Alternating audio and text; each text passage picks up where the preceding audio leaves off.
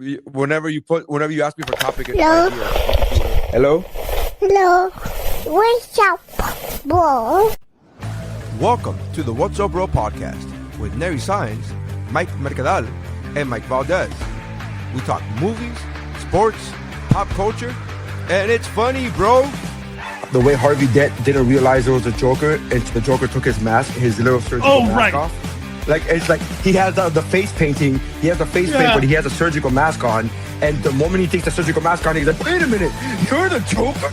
And it's like, wait, what? You couldn't tell it was the Joker because of the surgery. And that one little reel or TikTok ruined their... I can never take it seriously anymore. Welcome to the party, pal! And my parents, I swear to God, my parents look at this like when a character from Chicago Fire comes into Chicago PD, dude, that's like Spider-Man being in an Iron Man movie. It is insane.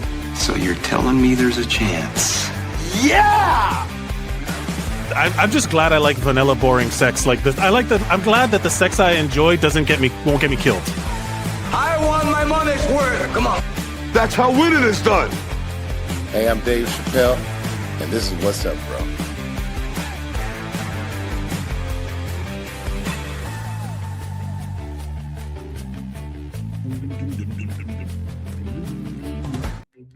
Hello, everybody. Welcome to the What's Up Bro podcast. Much thanks to Dave Chappelle for doing the live read every episode. My name is Mike Mercadal. With me, as always, is Nery Saenz. And Mike Valdes. And Mike Valdes. What's up, everybody? Lots of heat coming on today. Everybody came in hot today. Yeah. What are we attributing the energy levels to? Everybody, thank you for joining us. We want you coming in hot too. We want you, if you're watching this right now, get in the comments. We want your opinions and stuff. Please comment below anything you see here today, any topics you want us to discuss. And please consider sharing, and subscribing to all of our social media things on the screen, at Mike Mercadal, at Nery Saenz, at Mike Valdes, but follow at WuBro Pod to be up to date on all of our postings and when we go live, so you can be a part of the action and you can get in the comments. Promo done up top, very efficient. Again, we're coming in hot. To what do we attribute this heat, fellas? What are we talking about here? I don't know. It's fun, I guess. I'm having a good time. Is it weird? I feel like, I don't know. I feel like it's a good week. It's been a good couple of weeks, man. I'm happy. You know what? Let's talk about. I think it's been an interesting week, Mike. Sorry, I didn't mean to cut you off, Mike. What were you going to say? No, you're good. I was just agreeing. That's all. That's why you're here, Mike. Yeah, Valdes, you're here. In all those morning zoo radio shows, there's the controversial guy. Yeah. Then there's the news guy, and then there's the one that's just like, oh, you guys. Yeah, I'm Robin on Howard Stern or whatever her name is. You're Robin Givens. Yeah. You want to know what I think it is? I don't think her name is Robin Givens. No, that's a different lady. You're right. Robin. All Robins are Robin Givens, and then their real last name. Batman and Robin. Robin's Robin Givens. Yeah. I'm attributing it to the World Cup. There is such a good vibe. I will say it's odd for me. I'm on West Coast time, so it's first thing in the morning. I'm like freshly coffeeed up, so maybe that might be my excuse. But there has been an interesting vibe in the air the last couple weeks. I genuinely think it's because of the World Cup. Whenever the Olympics happen, everybody's realizing that it's kind of, we're all cool, and it's just the people at the top are the problem. I actually listened to the Dan Lebatard show, and one of the guys on there who's very I guess right up our alley in the sense of where his political stands go. Sure. He went to a World Cup game in Mexico last week, and it was the Colombia versus, I think, Paraguay. So he was at the game, and people were asking him oh, you're American, what are your opinions? What kind of American? And then he would be like, no, I'm the cool kind. I'm the cool. I don't believe in, Yeah. I don't believe in murking people in the middle of the street. And so they're like, oh, okay. And he told me, he said, man, he said on the podcast, he said on the Lebatard show that he feels like when he goes around large groups of people, that for the most part people are good, and that it's just like you kind of just like have that vibe of like everybody's having a good time, and it's not until you get into the the douchebags up top and the media and all that shit that just Yeah, kind of like brings you down. everybody, life, liberty, and the pursuit of happiness is kind of like that universal feeling. Mike, what do you think? It's true, man. I mean, and it's like that. It's like that with everything, man. Like even down to like, most. I've said this on the podcast before, but I realized recently that my parents are most Americans when they go to the movies. They're just like, yeah, it was good. Like Yeah, that's most people. There's not yeah. like it's only a few people that are like, yeah, it's Star Wars and you're ruining my legacy. Like that's a very minute group of people.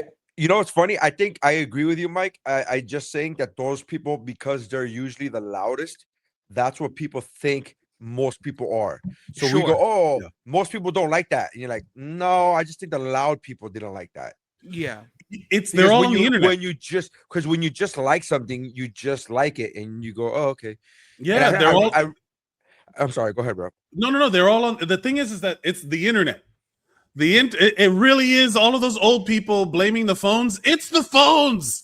Yeah. It's because if you go out, literally, I've been doing theater and classes and stuff out here, and every day I have to go to this one theater in Culver City downtown, or in Culver City, like the central area. And yesterday I was just driving in.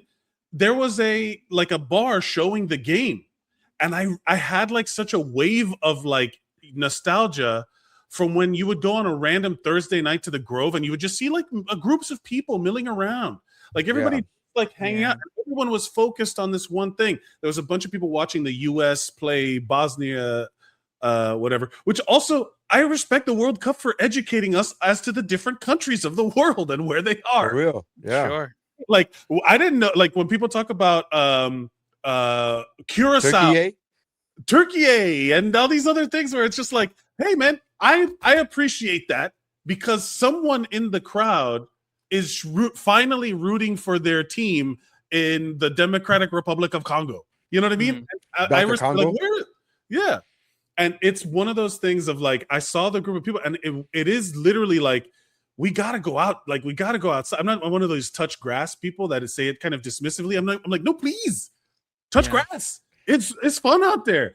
And I think also, my favorite, I saw a tweet, I wish I could credit them, but it was like someone described it as anytime there's like the World Cup or the Olympics, it's like you get to finally hang out with your cousins that you love, but you don't get to see because your parents hate each other. Oh yeah. And I'm like, exactly. I know that feeling where you see or like a group of friends where you're like, oh yeah, man, they were dope. Why don't we hang out more often? And then it's because of some bullshit. Yeah, it's some nonsense, and meanwhile everybody's like, "Hey, we're chill, like we're fine. You don't have to." You know what made me laugh the other day? I was on the crew TV here on the ship. There was Live Free or Die Hard was playing, which is Die Hard Part 4. Which is that's the one where the Timothy Oliphant is in that one. He's a villain. Yeah. And it's the one where they shut down the internet and they shut down the power grid and blah blah blah blah.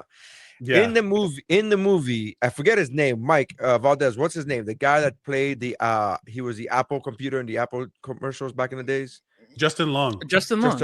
I thought you were going to talk about Kevin Smith, who's like the guru of the internet, apparently, in that movie. So Justin Long, that is true. That did happen too. Yeah, Justin Long in this movie, and if you could pull up what year it came out, because I had to come out 2001, 2005, maybe, I don't know. By the way, if anybody was curious, John Hodgman played PC in that commercial. I know both of the actors. I don't. Oh, this is 2007. 2007. Yeah. So in this movie, Justin Long plays this hacker, this really brilliant hacker. But there's a scene in the movie where he's like doing the tin hat foil hat. And he's doing that thing where he was like, it's the media, man, and the media, and it's all corporations, man. It's all like blah, blah, blah. And he's doing this whole conversation. And in the movie, I remember watching this in theaters. In the movie, that scene was meant and played up as a comedic as scene. comedy. Yeah. And John and everybody in that movie theater had the same reaction that John McClane had, which is roll your eyes like, oh, this fucking loser. Yeah. He was this guy. He was you can't see that. It's like the red string on the billboard. Oh yeah, all the different. Yes, exactly. So he was that guy, and again, that scene in 2007 was played up as comedy. Yeah. And we all like just roll our eyes and ha, look at the city guy, whatever. And then in 2026, I'm watching that scene, and everything he said was fucking facts. Everything he said was factual, non exaggerated, fucking complete, unadulterated, just fact. It was like, it's all about the corporations. You think people, it's not about teams, it's not about political parties, it's about money, it's about and corporations will buy each other out, and then sooner or later there's only going to be two corporate. And you're watching this scene and you go, holy fuck, this is real. Yeah, and somebody who's watching that movie now for the first time does not understand that scene was written as a fucking comedy. Yeah, it was a joke. Like, well, there's a whole thing. Hold on, let me see if I can show this. Let me make sure the fact that when we're talking now is like, for the most part, people are cool, but then you just realize the people at the top are the corporations. Have you seen this? Oh yeah. This is the from Saturday Night Live. Robert Smigel. Disney, Fox, Westinghouse, and good old GE. They own networks from CBS to CNBC. They can use them to say whatever they please and put down the opinions of anyone who disagrees. Or stuff about PCBs. What a PCB! They come from electric power plants built by Westinghouse and GE. They can give you lots of cancer that can hurt your body. But on network TV, you rarely hear anything bad about the This was put out. Westinghouse, a suit for fraud. When was this put out? This was on Saturday Night Live, and I want to say, hold on, let me put this. This was I want to say, hold on, let me exit out of this so I can see what the hell's going on. Yeah, because the reason I brought it up again is to say, like, most people are cool, but then the people at the top is what you were saying, right? Like the people at the top, right. And that's, Do you guys? so I just laughed at that. I know you guys have seen Terminator 2, but by any chance, did you guys ever go to Universal Studios when they had T2? Yeah, of 3D. course. So, it was released in 1998. I'm sorry, the Mediopoly thing that was on SNL in 1998, and they never aired it again. They cut it out of all the reruns. They cut it out of you can't. Why? How come? I wonder why. He's literally saying GE that owns NBC, like 30 Rock was a whole bit about how the whole thing is a fucking scam and run by this giant corporate. Literally, we're in the middle of it now. Like, we know it's been revealed that we see all this stuff now. And it's also like, you kind of have to be a little tinfoil hat. But at the time, it's like, oh, these people are the crazies. Like, come on, it's not like that. And meanwhile, at this time, Epstein was doing his thing. Yeah. Trump and Epstein were doing a thing. So it's like, it's crazy like that. They were like, it's funny these now weirdos. Now the tin hat foil people are the people who are like, no. Like, they're the crazy ones. They're like, oh no, you're the okay, cool. Right. Yeah, it's Valdes, just whatever. What were you saying? Yeah, sorry. No, I was just gonna say that there was a ride at Universal Studios for Terminator 2. It was a 3D experience or whatever. And in the pre-show, I'll never forget this. I was very, very young. And there's a pre-show video, and it's all this stuff about, like, Shaq having a contact that can make him shoot a free throw perfectly. And like, it predicted FaceTime in a lot of ways, where you could talk to your kid from another part of the country, and then a robot will tuck them in and hug them for you, and like all these different things. And I fully remember being in a crowd full of people, and everyone was laughing, and my dad said, "That's the Antichrist." Oh yeah, the religious people love that shit. And it's so funny, because in a weird way, you're right. You know what I mean? Like it's all corporations and the Antichrist. You're kind of right. Like he was right, but also he did call everything the Antichrist. yeah, that's Yeah. true. At a certain point, True. so we've talked. I think I've You're maybe gonna said it on you're the gonna show. be right at some point. You're gonna be right at some point. Yeah. he called- A broken clock is right twice a day. well, it's like Bobby Boucher's mom who's like, that's the I devil. literally was just thinking that. Yeah, Yeah, that's the yeah. devil. To be It's fair- like to be fair, I think that's the only time I ever heard him say that's the Antichrist about anything. But Oh, like, yeah, no, I but was clearly joking. no, I know. I was clearly I know. He called me the Antichrist, and then he called that the Antichrist, and that was about it. But like, yeah, like it was just so interesting. how Because, funny would it like, be if Valdez just turned into the Antichrist now and revealed it to the world? Where he's Yeah, like, of yep, course. it's me. Here I am. I'm revealing it on the biggest platform possible. Yeah. Like suddenly the viewership number that we have on the streaming thing, suddenly the viewership number goes to like 8 billion. It's like everyone is logged in. Like, oh no, Yeah. Valdez, what are we Oh, doing? we're getting the numbers, man. This is great. Oh, It's great. I wanted. It's like turns into the Matrix where it's like not like this, not Yeah. like this. By So- the way, speaking of which, today's the anniversary of Terminator 2. 32 years ago today it came out. oh, Yeah. yeah, still waiting on that nuclear. Like, I have to say, I'm sending all of this kind of healing energy to Venezuela. You know, my wife's Yeah. people are good, everybody's okay, but it was like that Venezuelan earthquake was really, really rough, and the fact that like you can see all of it now.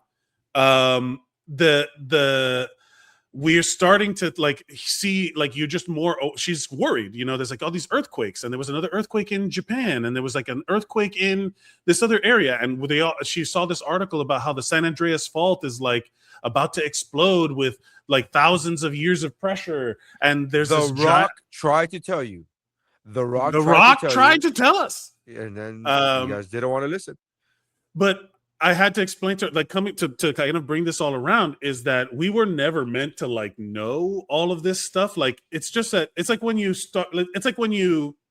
buy a new car and then you're like more aware of the car, so you see the car everywhere. It stands out to you. We now that she's like earthquake conscious, you're just more aware of it, and it's literally happening all the time. It's just that we did not evolve for this. We did not evolve to know all of these thoughts. We did not evolve to be online. We evolved to go hang out around a group of people, around a fire to keep the monsters away, to tell stories and or watch soccer matches. That's it. You know what I mean? Like we go out, find groups of people, be patient with them, abandon your bean soup theories, and just go enjoy stuff that isn't 100% curated for you, and enjoy it with the people around you, and have conversations about it. Like, talk to the people, because I sometimes wonder crazy. if you Mercadal would strive or how you would do if you were actually to time travel. Would you be able to fit in, or would you be like, no, I can't keep my mouth shut? I know the future. That's kind of a good question. Yeah. That's what I go for. Kind of good questions. I don't go for good questions. Yeah. Kind of. Kind of. No. The kind of was more a response to the keep your mouth shut. Yeah, that's what I'm saying. Like, would you be able, like, if you were to time travel to the 60s, would you be able to be like, I know what's gonna happen? Would you be able to would you be able to be like, hey, this is what I wanted, a bunch of people just hanging out, just chilling and not knowing too much, but you already know what you know. So would you be able to be like, The way that I've thought about this question, whenever you ask people when people talk about time travel question, it's like, who would you kill to thing, whatever? And I'm like, Jesus why do I Christ. have to become a murderer immediately? Yeah, Jesus Christ. Who am I killing? Why do I have to kill? Can I just invest in a different company? Or right. can I? Yeah. It's always, to me, it boils down to, they made that skit now where Captain America goes back in time. And he has to stay quiet, right? All these things are happening, and he knows what's gonna happen, but he can't say anything. He's like, hey, I'm gonna take a flight to New York in September. Like, no, I don't think you should. And he's like, why? He's like, I just don't think you should. So would you be able to stay quiet? Because you like to talk about, like, we've evolved too much. And you said this before. I'm not talking about this the one thing that you just said 30 seconds ago, but you've talked about this before, where you're like, I want to go back to the time where we could just hang out and just. But would you be able to go back in time and not talk about what's gonna happen? The trick is the curse of knowledge, right? Like the Right. curse of knowing. So that's something that I already kind of deal with when you're good at like we were talking about this because as a even okay, I won't even be general to the room. We are making our goals to speak in front of people. Most people, that is their biggest fear. Sure. So on average, we are already living a broader experience. The spectrum of our lives is wider than the average person, right? Like most people will not know what it's like to get up in front of a group of people, bomb, and then be like, okay, got to do that again a little better. Most people, the average person doesn't do that. Like you're saying, like the average person doesn't give a shit. So, and especially me with the paramedic thing, and EMS and whatever I've learned about hospitals and stuff, and where I have an even broader spectrum. I've experienced a broader spectrum of life than even you guys. So whenever I see someone like doing something that is dangerous, like I'm like, ooh, or some like those videos of the epic fail compilations of people getting hurt. I watch those a little differently because I'm like, oh, that's fun. Oh no, that's a real one. You know what I mean? Like, oh no. You're like, oh no. So like having that extra bit of knowledge is already a thing, right? Like when I get like heartburn, I'm like, oh, is this it? Like because I know I know that shit. You're super hyper vigilant about that sort of stuff. So it's one of those things when like my wife gets like a little bit of a tummy ache. I'm always like, what are you feeling? Describe it to me. So to go back in time, it's kind of like what you were talking about with your wife, where the ignorance is bliss, where she's like, I could beat you in a fight, and you're like, no. Oh, you sweet can't. summer child. You sweet summer child. It's one of those like I love that idea. You shared a video. You shared a video with me that was very funny because it's true. Like I would encourage you, if someone like me, if we were strangers and I attacked my wife, and I would encourage you, yes, think that you could take me and fight tooth and nail. Every woman out there, if you're ever go nuts, start claiming you're gonna suck their eyeballs out of their head and rip their tongue out of like go nuts, because it throws them off their rhythm, as John Mulaney would say. Like go crazy, fight until you are dead, never go to a second location, go for the weak spots, fight dirty, throw shit, like do the Chun-Li, throw the powder in the air at the end of Bloodsport, whatever you got to do. But realistically, you have to do all of that. But also have your affairs in order. also have your affairs in order. No, but genuinely, like run. Like don't square up, thinking that you're like, I got you.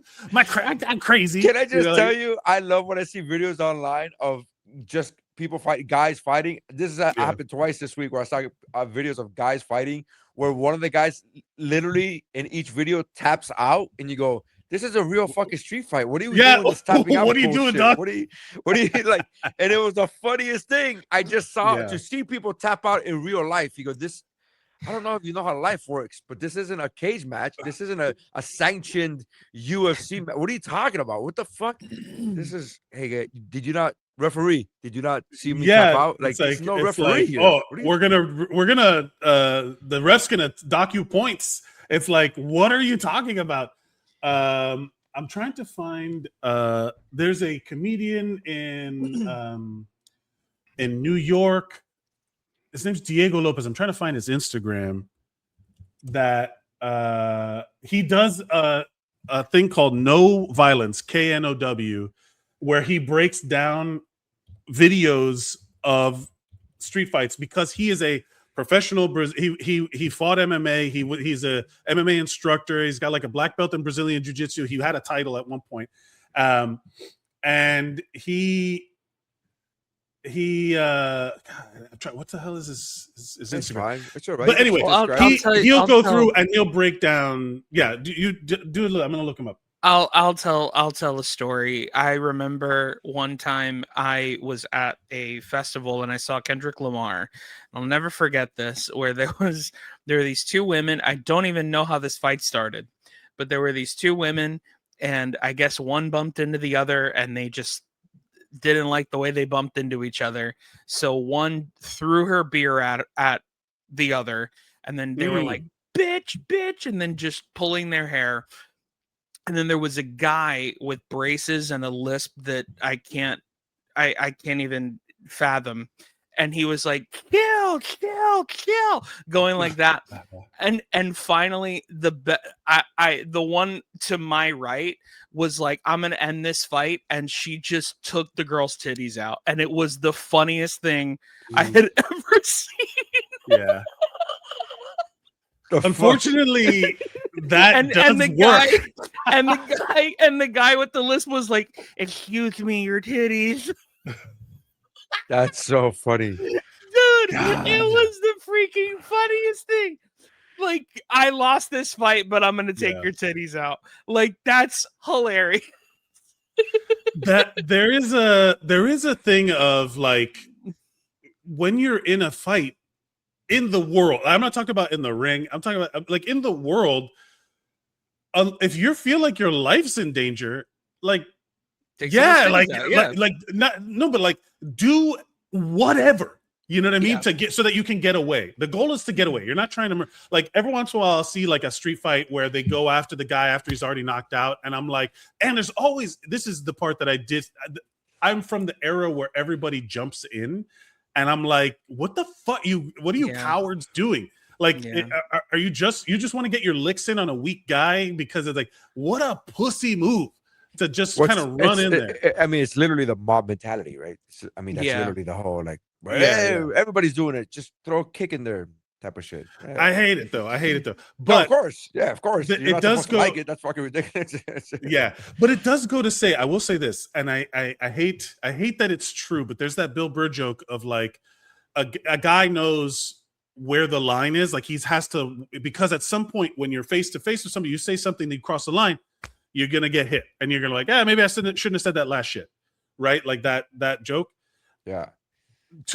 Because we are, I will say, and Valdes, to a certain extent, it was already like, maybe you weren't a full-fledged adult when this started to die off, but like, you were just out and about, and if you just had to interact with people, you had to learn how to watch your fucking mouth. Yeah. Like, you couldn't just say shit as loud as you wanted. Like the whole Dave Chappelle sketch of keeping it real goes wrong. Yeah. Mm-hmm. Of like, if you say something, there's a little bit of learning how to communicate.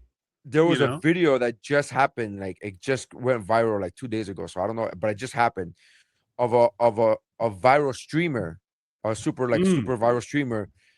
It looked like it was like a baseball field of some kind, but he was just walking by, and it was during a live stream, and he tells this kid, he goes, if you weren't a kid, I would fuck you up. He says that. He goes, if you weren't a kid, I will fuck you up. And he was like, he goes, just remember that. And as he's turning around to leave, the kid goes, I'm 18 though. And he goes, and the guy goes, he goes, what? He goes, yeah, I'm 18. He goes, you're 18? He goes, yeah. And he goes, so if you want to do this, we could do this. He goes, man, you're lucky I won't fuck you up right now. And he goes, but let's do this. I'm 18. Come on. And the guy was like, yeah, we'll see. And he just turns around and backs away. And it was the funniest thing because he just got called out. He was just like, if you weren't a child, I will fuck you up. And he goes, no, I'm of legal age. And he goes, well, all right then. And then he just walked away. It was the fucking greatest. And it was like, oh, dude, you got so punked. It's a freaking these clip farmers, dude. I just hate all of these people, like the claviculars of the world, and that's probably who it was. You know what I mean? No, like, I just saw that. But this is another thing with the internet. There's too many people giving just show me the video, dude. There's a repost button. Just repost it. I don't need to hear your fucking opinion. And you're not adding anything. You're just literally doing the thing where you're pointing at it, or you keep cutting in between. You're like, show the fucking video. I want to do a thing where it's like 3 levels of that. I want to do a video. Just keep diving where deeper. I'm doing it where it's the video is of me doing a talking head and talking about something, and then I want to do another video where it's me pointing at me, going like, huh. Yeah. Right here. And then it's another video of me talking about the guy pointing at me, which is me pointing at me, being like, the problem with this guy is that he doesn't understand that the complexities, and it's just like multi-level, Yeah. just talking, Layered. just keep layered, fucking just keep doing it. Where the whole time it's just me with like there's 4 me's on the screen at one point. Just be like, Yeah. Yeah. Hold on a this second. guy, I think I got it here. Hold on. that guy, there it is. Yeah. If you wasn't a kid, I'd slap the shit out you. Remember that? I'm 18. What's up? Huh? I'm 18. What's up? Word? Yeah. Let's go, bitch. Yeah. That's what you want to do? You can do that. All right. Yeah. I remember you said that. All right. I'm just, all right. All right. You 18. All right. That first all right. He was like, you see him laughing too. He's kind of smiling. It's like, oh no. Oh. Yeah. Is that what you want? Yeah. Yeah. Sure. When There's his another dad, one. when your dad realizes you're old enough to beat him up. Oh, that's a good one. Oh yeah. Like, You know, I don't. Again, I'm thankful for having the parents that I have, where I don't get that like wanting to fight your dad. I never really had that no, me mentality. neither. Yeah. That feels like some real white people shit, but also like I get it. You know, like some dads are shitty, but I'm thankful that I never had to have that feeling of like I love my dad. You know, like Yeah. Yeah. Of course. Like- I've seen, now again, these are all televised, these are all scripted things, but I've seen a lot of shows or movies where like the person has a shitty dad, and then when they get older they finally physically confront their dad. But from what I understand, and again, these are all things, take it for what it's worth, grain of salt, but from what I understand, it's never the feeling that you want. It's, you never get that like, good, I fucking finally beat up, I finally beat up my dad. It's like, oh shit, I beat up my dad. It's like, fuck. Yeah. Like, that's a heavy I mean, thing. So, fun fact, it's not fun, but my my biological father left me and my mother when I was, I think, 2 or 3. They were in a situationship for a couple of years, and I only really remember seeing him once, and for so long I had so much like anger because I didn't know who he was, Yeah. and all this shit. And then and thank God, man, and literally thank God for my stepdad, who I just call my dad, because he's just a person who is nothing but love to me and nothing So but love much to my so, sister. to the listener, to verify what Valdez is saying right now, as long as we have been friends, I am right now, today, this moment, years old, learning about this about Valdez. Me His too. dad- I didn't know that. His dad has always been Wow. and we've talked about our family dad. and parents before, and he's Yeah. mentioned his dad. So to the listener, to verify what Valdez is saying, his dad is his dad. Like his stepdad is Yeah. his dad. He's always Sure, been his yeah. dad. He's 100% always been my dad, but yeah, and I started going to therapy a few years ago, and I started learning that it was actually very, very normal therapeutically around your 30s to be like, hey, who the fuck was my dad, and like, where is he, Right. and like, why did he leave, and like, because a lot, like, to be honest, like, and this is something I talked to my stepdad about, and my dad, and my main fear is that I'm gonna do that to whoever I'm with, is they're gonna have a kid and I'm gonna leave. And my dad was like, well, the difference between you and him is that we're having this conversation right now, and like, he would have never had that conversation with anybody because he didn't care. You actually care, so but all that to say that, like, he ended up dying like 2 or 3 years ago. And what's crazy is, like, for years before, I was like, I want to do something about it, or I want to tell him who I am, and I want to show up in his family's life and be like, I'm the secret kid, like, what are you going to do about this now? Like, it's like, for what? Yeah. You know what I mean? Like, Nery, it's, I want to you ask you a know? question. I don't mean to cut you off about this. How many jokes are you holding in right now? I Oh, have I got- so yeah. many, like It's not so many. jokes. I know it's It's not heartfelt. jokes. It's not jokes. It's references, because I'm a movie person. So in my Yeah. head, I think about Yes. all the movies that's happening. So as Valdez is saying, like, I want to show up to my dad and be like, I just thought of like Drumline, where he Yeah. shows up Yeah. to his dad. Like, I just thought of like, so it's not jokes per se, because I don't think it's funny, but I do have movie references where I'm like, oh, like in that movie. Oh, like in that movie. This, but I'm not 100%. sure. I'm not, Valdez, I love you 100%. for sharing. I love you for sharing this, being vulnerable with us. But also, we're on a podcast, and I'm gonna fucking. I want to make jokes so bad, but I'm like, You can. I don't care. First of all, and then the first way to joke bring I it wanna down, watch- Valdez. Way to bring it down. We were talking about the global joy of the World Cup. You're talking about your dad. The first joke that I thought of as he's saying this, the numbers of viewership literally went up. Like if you notice that number, we were at zero Wait till viewership. Wait till I reveal what I got. Wait till Yeah. I reveal that I'm the Antichrist. It's gonna be Yeah. crazy. Stick around. Big reveal at the end of the show. Bro, here's the thing though. Like I don't care. Make jokes. And here's the better thing. My dad doesn't care. He's dead. So I was gonna say I want to do something. I want to show. I want to piss on his grave. I want to. But also the secret. So this is also because of the nostalgia bait. This is why I miss all of the fucking Ricky Lakes and the Jenny Joneses. Because you could have done it on TV and you could have manipulated the shit out of those people in some way to have that reveal happen on camera with fucking Ricky Lake was such a good show, man. Ricky Lake, dude. I love Ricky Lake. Man. Dude, but there's fair. a meme I've been seeing recently that's like, I want to bring the Rosie O'Donnell show back. Yeah, she's like shooting koosh balls at people again. Dude, I would be so happy if we brought Rosie O'Donnell back, especially because of how much Trump hates her. Like, it would just be hilarious to have her back.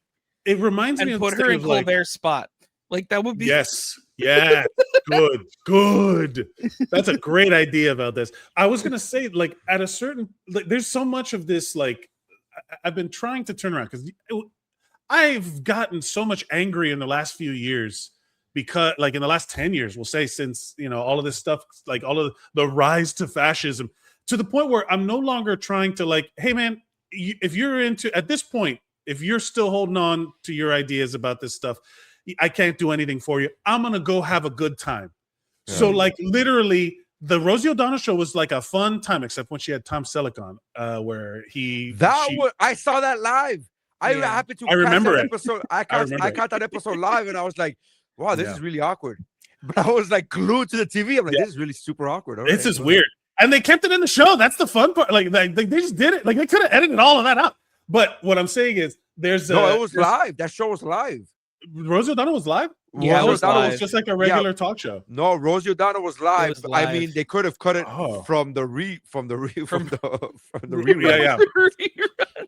But what I was gonna say is, you know what? We do need more fun shows at the top of every show. Just be like, hey man, like, it's happening a lot on social media where people will get a bunch of followers and then they're like, hey, I noticed I got a lot of new followers, just so that we're all aware, you know, free Palestine, fuck Trump, and they just have the blanket disclaimer, and now we can go have a good time, right? Yeah. Like, that's where I'm at right now, where I'm just like, ugh, get out, you know, like, my relationships with my family have gotten better because I'm like, whatever, dude, I'm over here having a good time. I understand that you got your shit, whatever you're dealing with, fuck off. I hate it. You're a bad person, blah, blah, blah, but it's not going to impact me anymore. I'm going to go have a good time in the ways I can. That's how it was year one of his first presidency. I remember having this feeling of like, and I'm not what's that word I'm looking for? An anxious person, and I'm not and so by nature, so I remember like for a good like 6 months, I was in this like anger mode where I was just like everything was angry. And I remember that year, at the end of that year, Facebook came out with a word bubble thing where you could just leave it. Well, where you could just post like the most the words that you use the most came up in this word bubble thing, this word salad, word cloud, and word cloud. Word cloud. And then the bigger the word, the more you used it. And the shit that was like really big was like Trump and like this and like really like angry, aggressive words. And I'm like, I don't want that to be my, like, for lack of a better phrase, legacy. Like, I don't want that to be my thing. I don't want that people think of me and that this is what they think of me, because this is what the algorithm says that I use. These are the words that I use the most. It's data. Right? And I'm facts. Like, and then I'm just like, yo, I don't want this. And I remember after like year one, during his first presidency, I was like, yo, I'm out. I can't. So I remember like I made a thing about back then it was Facebook, and I remember thinking I was like, I'm not talking about politics anymore on Facebook. I'm not doing. I'm just gonna fuck it. I'm just like, and a little bit was of like turning a blind eye to it, but the other part was turning like just I'm trying to save my mental health. Like we're looking back at it now, like I'm just like, dude, I'm just gonna be we mean. came at it from different points of view, but it was all of the because for me it was all that I'm not crazy. Yes, I'm not crazy. That was my whole thing of like, wait a minute, you're saying something that I can demonstrably prove to be fucking wrong, but you're still leaning into it. And then when COVID happened, it was like a like a reboot of that of like, no, I'm not like, what are you? Yeah. And I can't get through to you. I can't get through to you. And you know what it is? You are the meme of Will Ferrell in Zoolander, where he's like, I feel like I'm taking crazy pills. I 1000%. I felt that shit to my core. Yes, and also, I Yolanda's know. watching. Yolanda, she says, "I'll do it for you, Nary." Posting on She Facebook. was. Yeah, she will. Boy, do they! I like and reshare her shit so often. I'm like, it's her and Dio Hughley that I reshare the most. What a 6 degrees of separation. That's hilarious. Yolanda's the fucking best, dude. Yolanda's the best, dude. She's just the best. But yeah, really funny. I mean, look, some of the memes that are going around. We talked about it before the show, but we don't get to politics here, but like we do, but kind of in the zeitgeist of pop culture. But pop culture and comedy. I try to make comedy, it funny. we gotta make jokes. Man. We gotta be funny. Again, talk about having a good time, and I feel like I'm not taking crazy pills. It's crazy to ignore it. You know what I mean? It's crazy to pretend that it's not happening. But also, we talked about it last time. You weren't here, Mercadal. You were here. Valdes and I. Where I saw this meme where it was Venn diagram, but it was of actual DVD discs, and it was we are in here right now, and we're in the Venn diagram of The Matrix, Terminator 2, and Idiocracy. Like this is we're in the middle. Like this is and it's so funny because I'm like, this is like 110% exactly where we are right now. This is stuff. I mean, it was funny, but also kind of worrisome. It was like, holy shit. Yeah, it's like I would add the movie Her to it. We are in the movie. Because Vanessa says, hi boys, hi Yolanda. People are having sex with their phones and everybody's got a mustache. Anyway, so I was having sex with a desktop computer, so not to be a hipster about it. Hey, so I had to struggle for that shit. So check this out. The other day I got an ad. Speaking of her, speaking of this, Valdes, I got this ad for a sensual app where all they do is talk dirty to you. And I'm like, and I'm like, that does sound like fun. And then it was this thing where I was like, do I want to download this app? And I'm like, this sounds like, because they call it audio porn or whatever the fuck you call it, whatever. And you're like, I never saw myself as an audio person because because I have visuals. Because Watch Nary suddenly. It's like, Nary, why are you buying $6,000 headphones? Yeah, and it's like, what? It's like, hey man, like Nary's like, can you spot me like a couple $100? It's like, if you listen to the I listen to books and I listen to porn. That's what I do. And you're real like hipster about it. It's like it's because the tones are warmer. The tones are warmer. Yeah. When you ejaculate, it's warmer. It's really warmer. You know when OnlyFans started getting came into my like the public consciousness during the quarantine in 2020, where everybody was like, it's funny how people were like, I was an office executive, administrative, whatever. And now because I got laid off, guess I'm going to show my asshole on the internet. And it was just like, it's like, wow, that was a quick, were you waiting to do that? That was like you didn't need any prep. You had the cameras ready to go. That reminds me of that episode of South Park where they lose power. And they start eating each other. They start cannibalizing each other. And he's like, what? We've only lost power for 2 hours. This one guy's like, we've only lost power for 2 hours. And then they eat somebody. And then they're like, I guess we got to eat somebody again. And he's like, we just ate somebody. He's like, do you guys have low blood sugar? It's like that. There's an SNL sketch with Will Ferrell and like Tim Meadows where they're doing like the morning show. And then the teleprompter goes dead. and then it comes back from commercial, and Will Ferrell's got like a bloody handprint, and he's got a spear. It's like, yeah. I remember that. To be, Were you guys waiting for that? Were you guys waiting for the? Yeah, like so quickly devolved into. That's why whenever fuck them, but that that's why whenever there's the moment, we're gonna talk about Supergirl. We were wanting to talk about Supergirl because the second there's a reason, like a moment where people can be shitty about something and they choose to be, it's like, oh, you were that the whole time. Yes. You just needed a reason to let it out, like all these fucking weirdo dudes on the internet. It's not the public at large, just the people who are vocal on the internet. It's that meme where it says like Superman didn't become woke in 2025. You just grew up to be a bad person. Yeah. That's what the fuck it was. Like, it's not Superman didn't become woke in 2025. He's been woke the entire time, you dumb fuck. You're just a bad person, and you think that this is like PC shit. It's like, no, you're just a bad person. Also, you don't know what woke means. It's like these all these things. It's like, get the fuck out of here. I love when people call me woke because I go, yeah, it's better. Would you rather me be asleep? I'd rather be awake and know what's happening than be asleep. And like that's where the woke phrase came from. And the fact that you guys try to weaponize it now, like that's supposed to be some kind of negative thing. I'm like, I don't understand when you. It's like, okay, sure. There's I play Dungeons and Dragons on the internet. It's a very big fucking nerd. But there's a guy. He's a DM. He's a comedian. He's on Dropout. He's very funny. Brennan Lee Mulligan is the dungeon master for Dimension 20, and he has this one quote where he talks about personality predates ideology.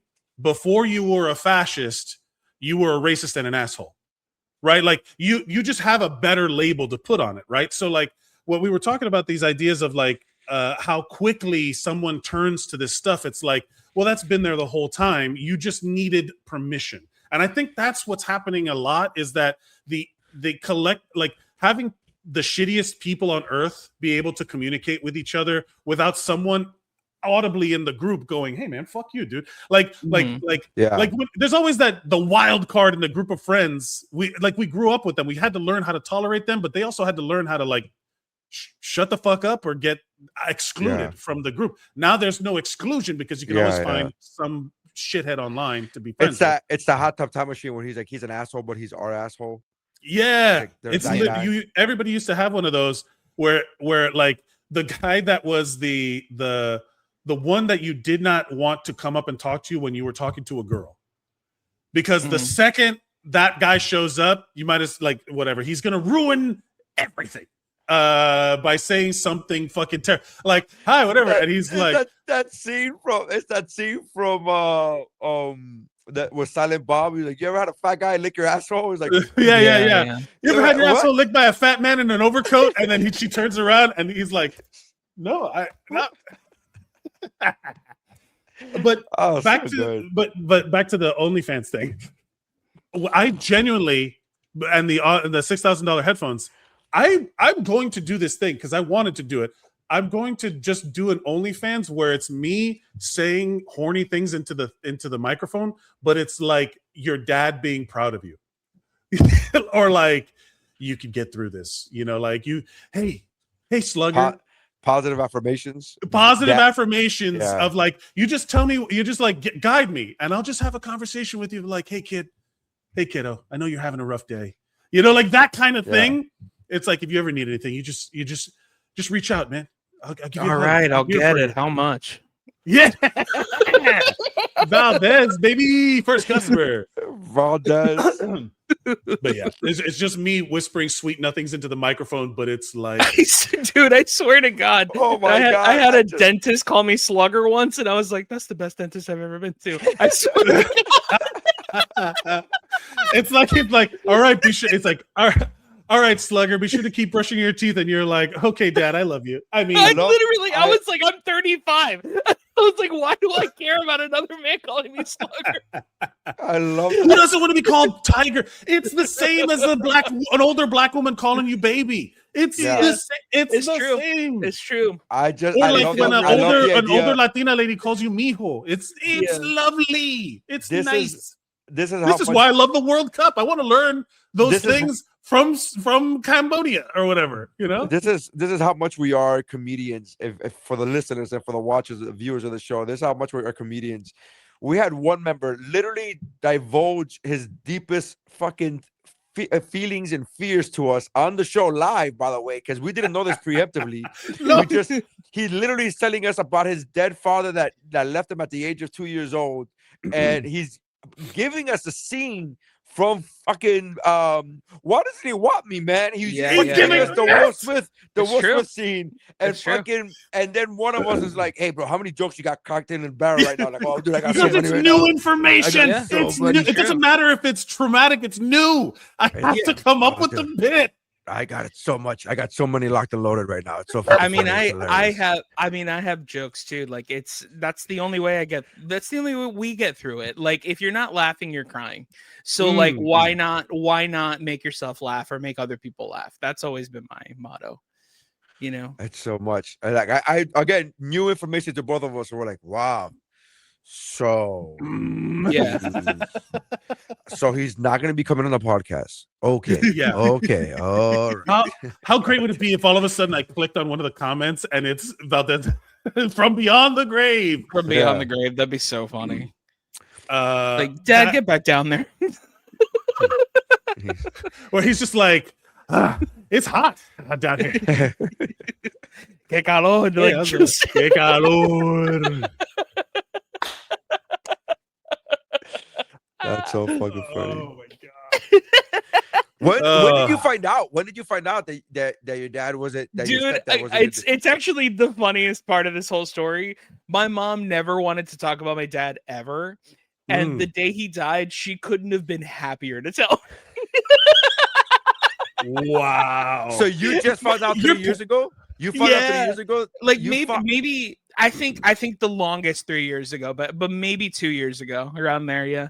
It's pretty recent. Wait, hold on. You found out that your dad wasn't your dad 3 years ago? Oh no, I knew that my dad wasn't my dad my whole life. Okay, so that's what I'm saying. When did you find out? When did you know, like, oh, this is your stepdad, or when did you know, or when did you know that well, situation?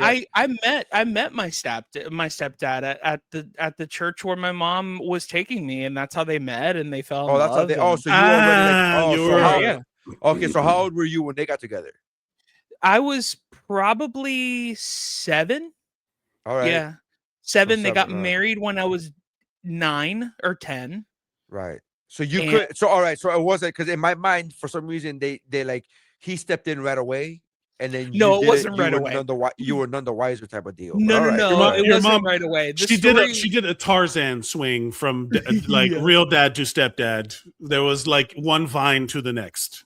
Yeah. No, I didn't call his mom a whore. I was just saying, Jesus Christ, man, take it easy. I just said that he stepped in. Right? I called his mom. I didn't say that's what you said. I was making it. Yes, okay, yes. Don't take credit for my insults. What's really crazy, I have a bit about this, actually, is like my dad has always Guess what about this? I got a bit about this now, too. Well, my dad has always been really cool, and this is something Nery does know. Mike, this might be the first time that you're finding out about this, but like my dad is really cool, and like before him and my mom started dating, I was actually friends with him. Like, just like he was just a guy at the church, you know. He was the cool guy that knew how to skateboard, you know. And like now he's in his skateboard stepdad. Dude, my dad is in his 60s. He can still do a 700 or a 500. I'm sorry. Like on a half pipe? Yeah. It's insane. Wow. That's cool. He is a cool dude. It's like the bit is that I hate that I don't have a stepdad that I don't like, because he's cooler than I am. And like, it's really annoying that like I try to be like, yeah, he's my stepdad and, you know, whatever. But like, he's actually just this like really cool guy that like has a big heart and like does all this stuff. Yeah. You know, whatever. You're the kid from the Sandlot. Yeah, whose stepdad is Dennis Leary. Dennis Leary, but Dennis Leary, the cool guy, not the douchebag that he became. Yeah. The character that he plays in that movie, not the actual asshole. Correct. Yeah. So, but yeah, my dad has always been like the cooler person, which is really interesting. But yeah, like he's. I even called him a couple of days ago. I called him because we were on the group chat, and I was talking about how my dad can still do a 500, and and I haven't seen him on a skateboard for a while because he works a bit. And I was like, next time you get on a board, I'm gonna film you so I could send it to my group chat. And he was like, okay. And I was like, do you think you could still do it? And he goes, yeah. Like literally, like he didn't even think about it. He was like, yeah, that's so good. It's not even a thing. That's Mike, so funny. Mike, quick, show the clip of me on a skateboard 3 years ago. Oh. I was desperate to find the clip. Yeah, dude, fuck, it's so good. Now I gotta find it. Dude, I almost want to show this clip because so I'm going to. Dude, oh my god, just his form on the skateboard makes me so anxious. You look like you are going to fall and eat it so hard. By the way, that was me prior to getting on. My son was trying to learn how to skateboard, and I was like, "Oh, let me see if I can do this better now." Because 3 years, not teach you, but I was like, "Let me see if I in my mind, I'm talking to myself. Let me see if I can still." Because I remember when I was a kid, I used to skateboard, not do tricks. Just I'm talking about just get from point A to point B. Just skateboard in the sense of like just strolling. And I was like, let me see if I can still do this. So 3 years ago, I was like, let me see if I can still do this, because I was super proud of myself because I already had at that point lost like 80 pounds. So I was like, let me see if I can do this. And that's this is Nery 3 years ago, 2023. And I want to say that, look, I am so like I just flinched for you. As somebody who has fallen on a skateboard and broken my your left leg would have gotten blown off if you fell. I feel like, oh my god, because both of your feet should be on one side. Like one of the things that I feel like I feel like you are doing it left-handed, like you're doing it with your opposite hand. Look at you holding your chest. That was me the whole time. Dude. If you were at a skate park, you would have died. Oh no, I would never.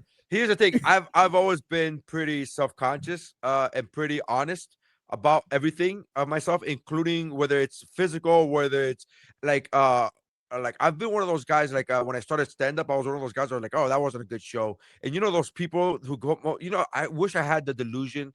I wish I had the confidence. I wish I had the confidence of those delusional open micers. Yeah. Like I wish I had like that. Those guys are like, man, you could take over the fucking world with that kind of confidence, bro. Dude, you go up on stage, but I've always been too honest with myself. I'm like, oh, that wasn't a great set. And people would be like, even when people be like, dude, that was great, that was fantastic. I'm like, no, that wasn't great. That wasn't fantastic. I know what I can do. And I always say thank you.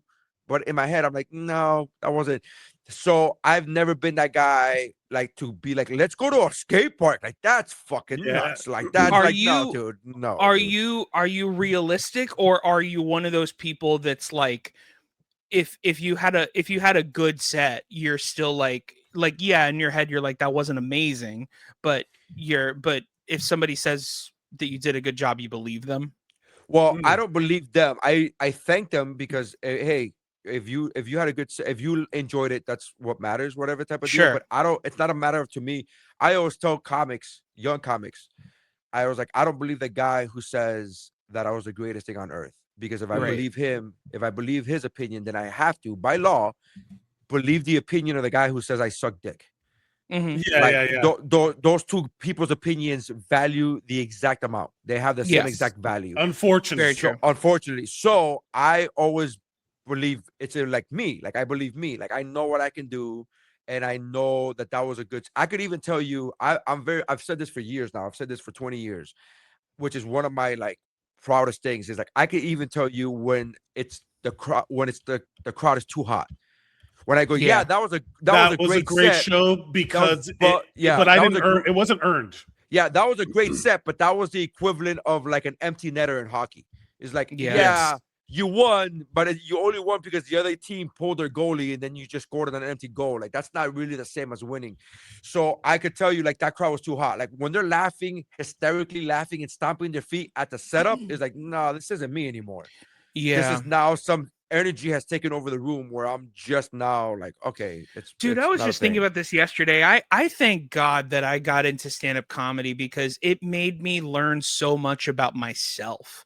And like Yeah. it made me learn so much about like me spiritually as a human being and like just like the facts about things. Like just like, you know, because you can, especially as a performer, you can believe the delusion.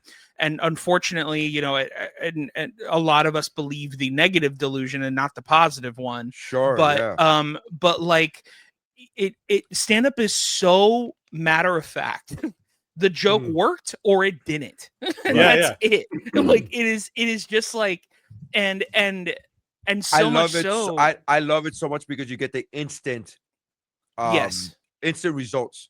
Mhm. It's not a movie where you have to come back and watch the reviews or like, or wait for the editing or wait for the this and that or wait for how like it's an instant. It's like this joke works or it doesn't work or it didn't I've work been today. dealing with It might that work tomorrow, but you know. Yeah. Right.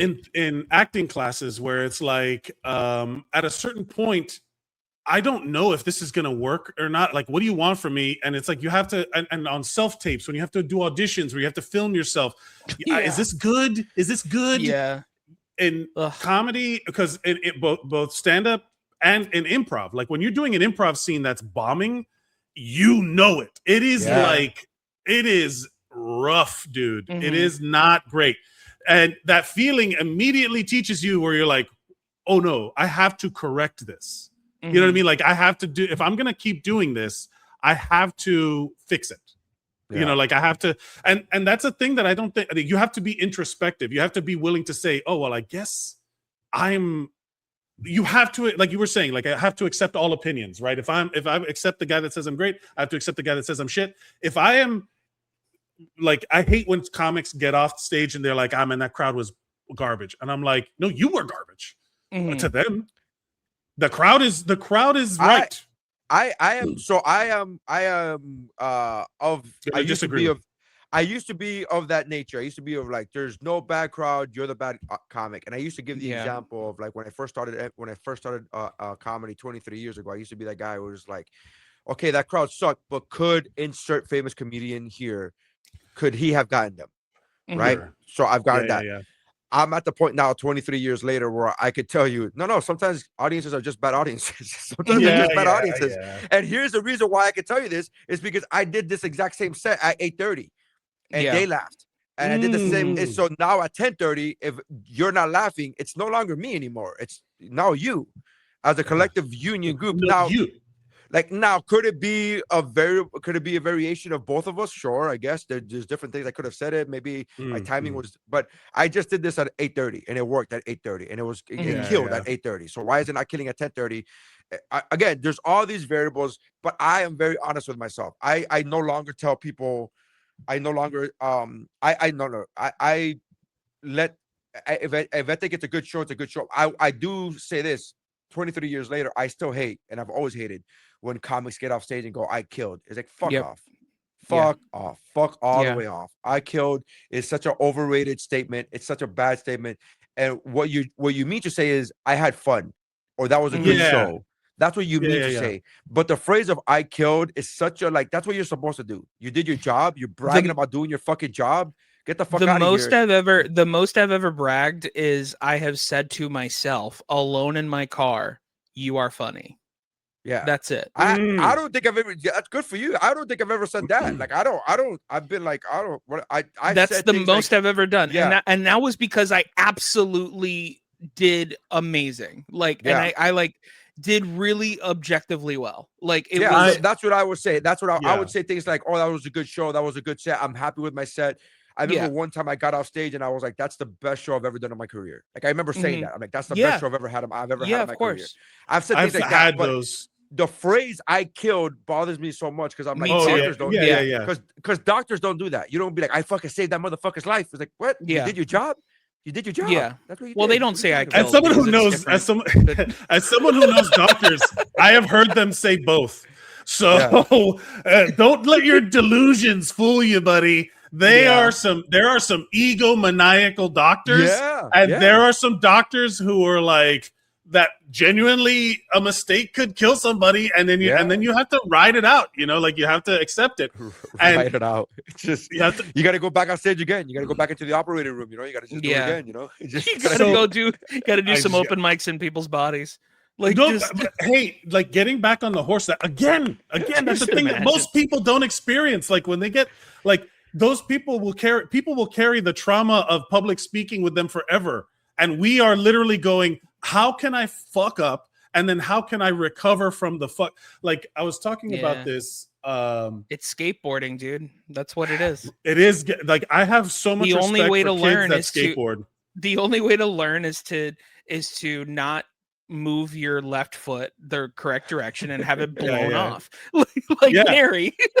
I was riding a longboard around New York for a while until I fell during in 2020. I fell and I broke my arm. I had a bit where like it's like a certain stages of aging where you recognize how you've aged, and at some point I went from on these dating apps being boyfriend material to being stepdad material, right? Like it's a different thing. Is that why you and Valdes get along so well? Yeah, because I call him Slugger and Tiger and shit. And that's I call him Sport. That's all I gotta do. But no, look. But the truth is, I was trying to find a video where I fucking ate it at a Toys R Us one time. That's just such a funny sentence. As an adult, I was trying to at Toys R Us. Yeah. But yeah, no, like it is a thing. Well, the bit is that I'm Latino, so I've been stepdad material since high school. So the idea, that's very funny. The dad who stepped up, that was my valedictorian speech. The idea of like, that's funny. the idea of like doing like being here's the thing, like your real dad who's dead, left an impact. DD. Regardless of good or bad, your stepdad is like it's like what I was saying, where I was thankful of my parents, where I don't have that feeling of fighting my dad. I don't hate my mom. I don't hate my my stepmom's great. She's on the show. She comes on the show. Like to have that vibe of like, it's not hard to just be cool, like be cool. It's not hard to just not be. You don't have to do 540s on a half pipe to be a good stepdad. It helps. It helps. It helps. It helps. But yeah, but happiness is a choice, man. I think that's what we're trying to say. Literally, I think that's what's like the thesis statement. That's the name of the episode. Happiness is a choice. Your dad. So you like your real dad. DD. It's DD. Dead dad. The DD. The dead dad. He's dead. Yeah. Speaking of things that are dead, club. It's the easiest club to get in and the worst club to be in. And once you're in, you're in. Yeah. Once you're in, you're in. There's no out. It's true. Speaking of things that are dead and only live in the clouds, PlayStation has now lives announced. In hell. We know that. PlayStation has announced that they are. You ruined my fucking segue. PlayStation has announced that they are removing all physical media, and they are stopping production of physical media, of physical discs. In so that they can remove the digital media however they see fit. All their stuff. Are you rolling a joint? No, I'm cutting up a piece of paper because I got to write down the title of the episode before I forget. That is the funniest thing on the face of the earth. Just an episode. Both of us literally go, "Are you ready? Are you rolling a joint?" And he's like, "No, I'm sending a letter." Like just the oldest. Yeah. The irony of the most this is the thing. I do feel like this is the least pot heavy podcast like on the internet. We none of us really smoke pot. No, like, none of us are weed people. I was a weed person for my ear when I got a medical marijuana license, and it just made it worse. Considering that we're weed people, I don't think we are. So can I just tell you, going back to the whole, as a performer, you gotta know, like, believe your own hype. Some people believe their own hype, and some people are delusional. They don't. That's what I remember when I first started comedy, like year 4 or 5, starting comedy. There was a comedy club manager who started a 420 comedy tour, and he got like South Florida comics who were 420, right? That were 420 centric, but the tour was only labeled called 420 comedy, and it just had people that smoke pot or whatever, but the jokes themselves were not like pot centric. The idea, Right. the theme of the show of their sets, it wasn't like, hey, we're doing this 420 tour. Can you come up with 420 jokes? Can you come up with pot jokes? They Can you were come up with, already they were already like, just do your jokes, and then they tour. And then I remember one time asking if I could be on the 420 tour, and he was like, but you don't smoke pot. And he's like, yeah, but who gives a fuck?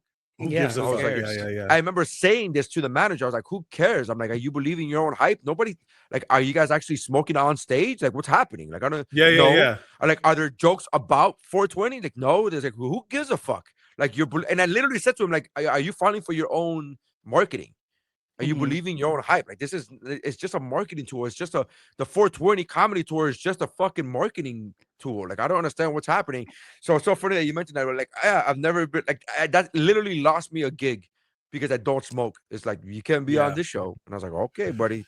But It's like, I mean, oh, it's guess funny too, good. because Merc, you're in LA, so you probably know about this, but like there are so many themed shows for stand-up that, and I saw a clip from a friend of mine who's in LA, and she was talking about hey, maybe we should focus on just doing shows where we focus on being funny. Yes. And stop doing like, oh, this is my Yes. Love Island show and everybody's going to talk about Love Island. Hey, who gives a fuck? Just do shows where you are funny. Like, here's the thing. There's so many people who are, I don't want to be dismissive, right? But there are so many people who are trying comedy. yeah. Right? Like, they're doing it because they're trying to build a personality that they can take to it's their marketing, right? Comedy is a marketing tool, especially in the improv scene, right? Like, they'll send like agents will send influencers to take UCB classes because it makes them it gives them like whatever, like it gives them the yes and it makes them more, it's I have a story about that, and that pisses me the fuck off. But everybody does. Like, that's the thing I'm saying. Like it's not. It's like you're special to me, sport, but you're not special to the world with that story. Everybody. Why? Yeah. I just love the idea of the first icebreakers. Like, go around, tell me your name and why you were here. My name is John because my agent told me to be here. My name is Bob. I swear to you, that is not far from the truth. Yeah. That I swear to you. So what happens is that these people, they it's not about being funny. It's about, how do I market a funny personality, right? Or how do I get people to buy into, because it's a lot of groupthink, and it's what it is it's a lot of. I've been new to the theater experience out here, and not to diminish it, but the improv scene's the same way, the stand-up scene is the same way, but the open mic scene is the same way to a certain degree, where at a certain point it's just performers performing for other performers who are much more willing to forgive bad performances. So, like, when I'm watching a comedian who's bombing and I'm laughing, I'm not laughing at how good his jokes are. I'm laughing at the bomb because I know what it's like to feel that. I know what it's like and I can see what he's trying to do. Again, the spectrum of allowances that you make are broader, so that whenever you see like a bunch of improvisers watching a long form improv set, it's like, that is just a slog to get through. I was just in a class recently, again, speaking of weed, where I would be like, hey man, you can't, I paid for this to learn and practice. Don't come high, because now I have to deal with you not paying attention, not listening, getting distracted, laughing at your own jokes. Like, just like show a little effort, but like, imagine how good you would be if you tried, right? Like, and if you can't do it sober, don't do it.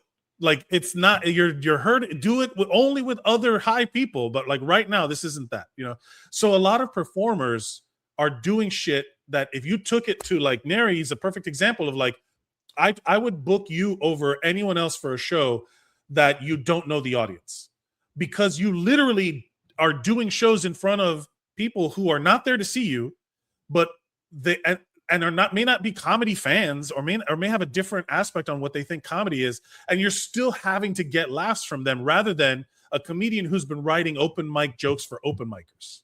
Right. You know what I mean? Writing comedian, so like, it's just one of those things where I'm like, I had to do improv comedy in Miami, where you have cocaine and Cuban coffee to contend with. We didn't have a DJ. How the hell are we gonna keep you entertained for 5 more minutes, Dude, without some I fucking quote guy you- playing dance music? I quote you all the time, That Merc. shit was on the menu, man. What are you talking about? I quote you. I quote you all the time, Merc, because I ever since you told me, And I haven't seen a fucking dime, Valdez. Where's my cut? You always say that Miami comedy is it just boils down to where's the DJ. Where do we put the DJ? That's so accurate, man. Like it's just that's what you're competing with. And like, but to be fair, that is what makes you good. You know, that You is have to- like fighting against that is what makes you good. But 100% my point. But the idea of you have to, where do we put the DJ? They don't want to be good at comedy. They want to put on a good show. So if you have a theme of comedy, if you have a theme of this, that's when you start getting, that's when it's like the rice and beans, right? Like there was a whole, like it was a Asian Latino show. And then there's like Chocolate Sundays, which is the black show. There's like all of these themes that are like ethnically themed, where it's like, you know, kind of what you're getting into. And then it becomes a question of like, as a comic, can I write bits for this theme? Right. 420. Can I write like you could have absolutely done weed jokes as the anti-weed guy, and people at a weed show would have laughed. Whoever booked that show was so short-sighted that they couldn't see how to actually make their show better. You know what I mean? Like all that. It's there's a lot of that in the world. I even gave that It's suggestion. so weird. I even gave that suggestion. I'm like, I could be the anti-weed guy, where I was like, hey, I'm the sober guy in the 420 tour. Like, I Be the gave that heel. suggestion. I give that suggestion. Like, I could be the square. Like, oh, this guy. I'm so like, oh man, I wish I was cool like you guys. I could do that. And they're like, no. And I was like, all right. Like, I remember thinking like, this is so idiotic. This is so dumb. It would have. I guarantee you, even that thought alone, that could have sparked a joke that you then use in your regular act. It's not hard to do that.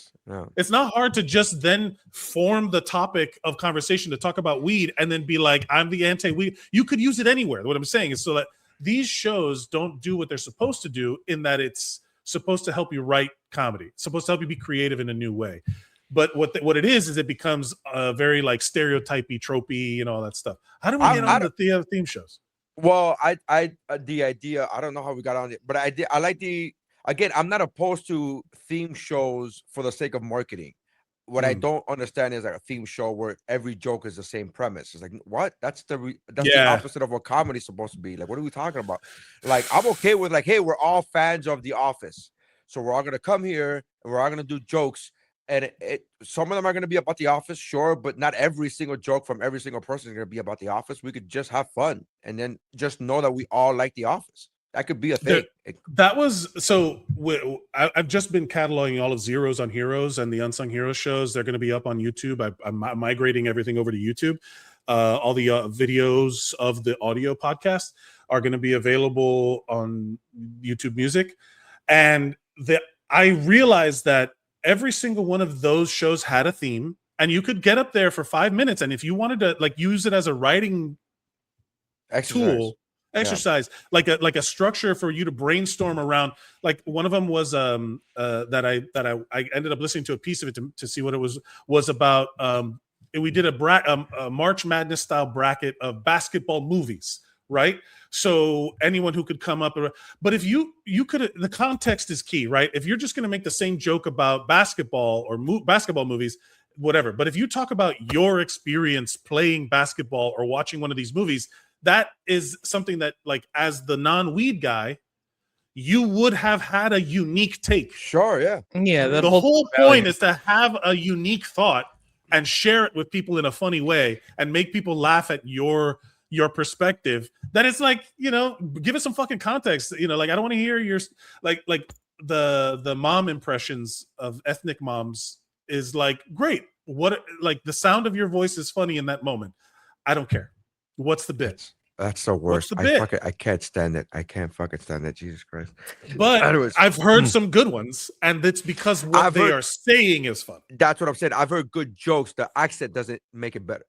Exactly. The accent doesn't make it better. It's just the joke itself is good. The accent doesn't do anything for it. Doesn't, you know, whatever. Anyway, the PlayStation is getting rid of fucking physical media, and right. that's gonna, and I gotta be honest, that's only gonna drive up the amount of sales for GTA 6. Of course. Holy You shit. think it's gonna backfire? Not backfire. I think it's gonna. I No. mean, listen. It's gonna on fire, forward I- fire.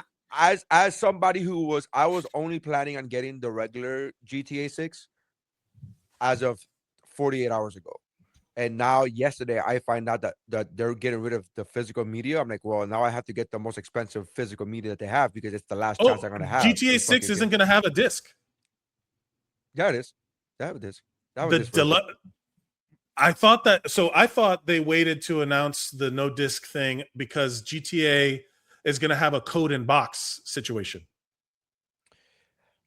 I did not know that. I was unaware of this. So, I don't want to say the wrong thing. I don't want to. I only saw when I went to go do the reservations with the pre-sale thing. I only saw like 3 levels, and one of them was like astronomically priced, and I was like, oh, that's crazy. But now I'm like, well, I might want to fucking get that. But I didn't know if it was. Oh, okay. So maybe but I didn't pay attention to the fact of whether it was physical media or not. But I thought it was. 5 days ago, Rockstar Games has no plans for GTA 6 physical disc version.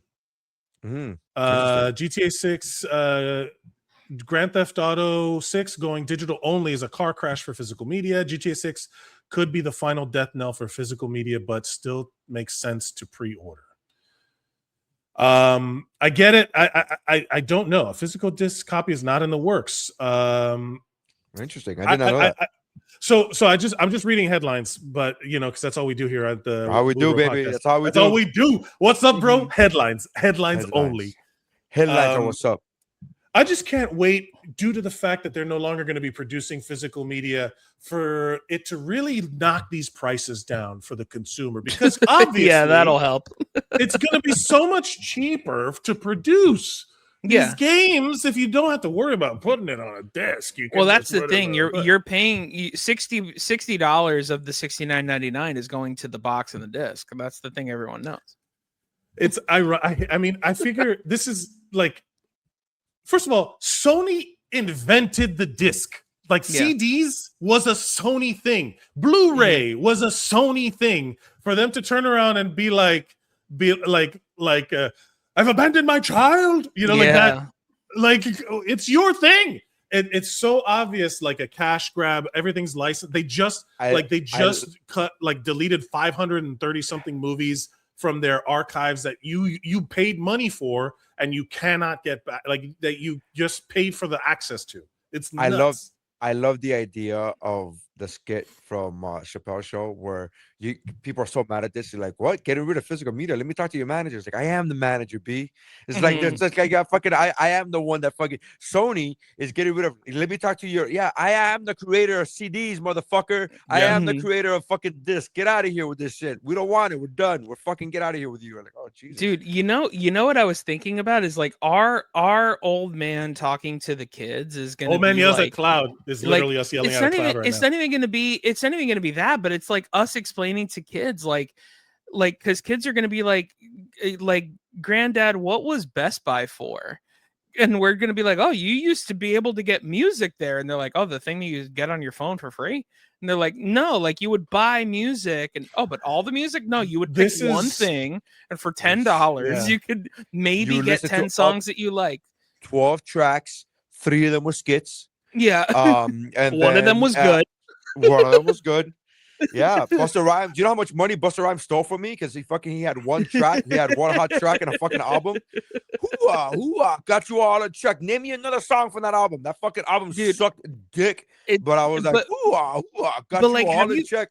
Have you guys been to a Best Buy recently? Like if you go in there, like people come up to you and you're just like, hey, can I buy something? And they're like, I mean, I guess. Like, I mean, literally, like I go to Best Buy now, like I go to the flea market. I go to Best Buy, like I go to the flea market looking for open boxes. That's it. Dude, literally, that's the only reason I go there. I look for returned items. Best Buy is a place where young people can make old people, like old people go there so that young people can order the shit that they want on their phone. That's the reason why Best Buy exists. And I will tell you, so one of my humble brags, a little bit of a flex, is that I worked 2 of the peak millennial jobs at the peak millennial times, which is Blockbuster and Best Buy, Blockbuster Video and Best Buy. Hell I yeah. worked. Blockbuster. I worked at Blockbuster and That was Best my Buy around the turn of the job. millennium.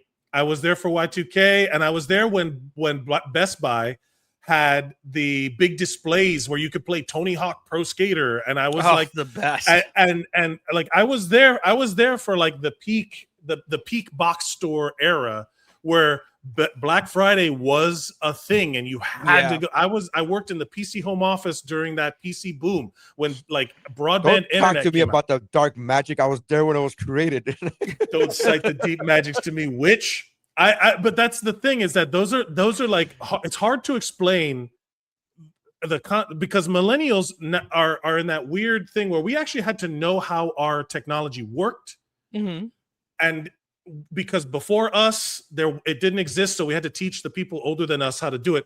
And now it's gotten so convenient that the younger people don't know what a folder or a file is. They don't know what it just exists in an app, and they don't know like the structures of things. So when something doesn't go right, my daughter asked me last week, for real, like not trying to be funny, not trying to be a troll. My daughter asked me, she goes, "Were you alive with the Titanic?" Like that was a thing. Yeah. That was a question. I was like, "Yeah, I was performing." The movie. Like I was performing on the Titanic. I was a comedian on the Titanic. You don't understand That's how funny. crazy that shit was. It was killed, me and the by the way. violin players. I like- fucking killed, by the way. No, literally, Yeah. I kicked the guy off the Of course side you so I did. could get to a lifeboat. Yeah. Because I skipped that's the crazy. line because I was like, I'm the comedian. The comedian. I'm entertainment. They're like, I'm, "Oh, yeah, I'm the come on in." talent. Yeah, come on Yeah, in. yeah, yeah. Yeah, it'll be fine. The Skip the irony line. is, like it's fine for people to ask questions and not have a range of anything. She's a kid, she's a teenager. kid. She's gonna, but it's She like, thought the Titanic happened 20 years ago. I mean, the movie. is she confusing the was- Titanic and 9/11? She's confused. Is she confusing? Even what's funny when that is big- that even that if big she cruise was ship- even if she was confusing 9/11 with the Titanic, she would still be off by 5 years. Yep. like The- like that's insane. The thing is also we had to there's another thing that's happening a lot with AI. Like, again, technology advancing is that they want you to not have access to the things that, like, if you go, there's a TikTok account or I don't know what platform it's on, where this girl, she's got like old computers from like the 90s, and she like plays these old games and shows these old things, and it's got all the clicks and whirs of the old computers. It's beautiful. Look, I jerk off to like the whatever you do with the audio stories. It's me with the old computer noises. But it's she pulled out Microsoft Encarta on a disc, the CD-ROM from 1997, and looked up like knowing how to look stuff up.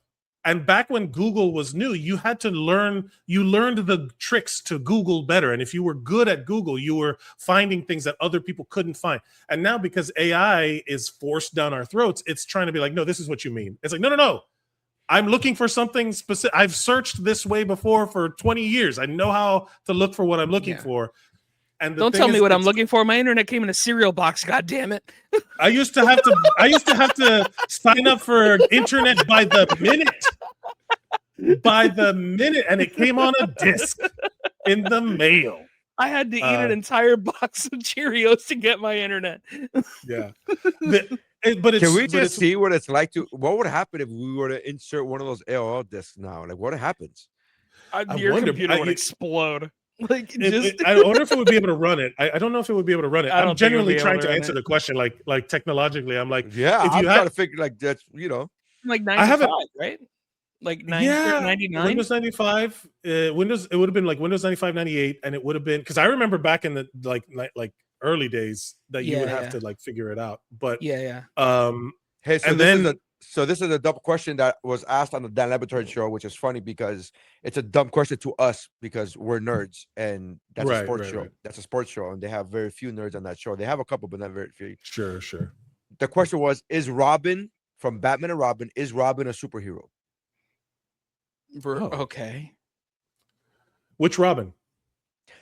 That's the fucking yeah. I love the fact that there was only one guy in the show that I was like, "Are we talking about Todd? Who are we talking about?" Like, there was one. Which fucking one? On the show. Jason Todd is not a superhero. Jason Todd is a fucking mass murderer. Yeah. Well, here's the thing. I say that they're all superheroes because even vigilantes. I'm like, would you classify the Punisher as a superhero? Oh no, he's an anti-hero. But he's not even a hero. He's a vigilante, which falls outside the spectrum of. Hero to me is lawful good. Are we talking about hero or superhero? A superhero is a hero with extra human abilities, right? The Punisher is not augmented. He's not Spider-Man. He's not Superman. He's not a mutant. He's just a guy with guts, right? And PTSD from serving in the military. Like having his family murdered. His family murdered. But he's an anti-hero. A superhero involved, like Natasha Romanoff is not a superhero. Is Batman a superhero? No, I don't think so either. Yeah, I don't think so. According to my rule set, again, because your rule set is lawful. Because if we're being honest, it's two things. It's lawful and good, because you can be lawful evil. Right. The lawful evil is the guy who is president. Like the president, yes.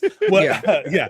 The lawful means that you have a strict set of rules that you follow. He's not even fucking lawful. That's the worst part of that joke. He's chaotic. He's not even lawful. He's literally doing illegal shit, and he's doing illegal shit. Yeah. So the for me, like if you want to put again, this is Superman. Superman is an illegal alien living in America. He's not lawful. Doesn't mean laws. It means your own personal code. Like you would like Batman is lawful. I would say neutral, but actually he doesn't kill. So maybe he's not.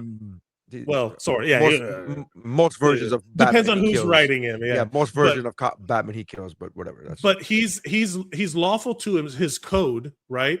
But he is not. I wouldn't say he's good. I wouldn't say Batman's good, because good would be providing so you're saying if Batman is not a superhero, Robin for sure is not a superhero. No.